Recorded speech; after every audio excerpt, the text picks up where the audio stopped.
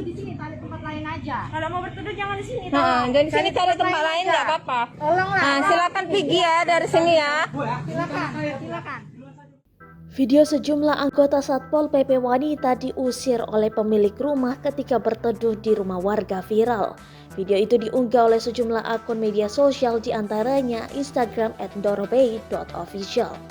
Dilansir dari Tribun Jateng, dalam video itu memperlihatkan sejumlah anggota Satpol PP wanita yang numpang berteduh di rumah warga. Anggota Satpol PP berseragam lengkap ini kemudian ditegur dan diminta pergi oleh pemilik rumah. Tak hanya satu orang, ada 3 anggota keluarga pemilik rumah yang meminta anggota Satpol PP itu pergi. Dengan terpaksa, para anggota Satpol PP ini pun berjalan keluar meninggalkan rumah itu, kemudian menuju truk dinas mereka. Unggahan ini pun langsung mendapat banyak komentar dari para netizen.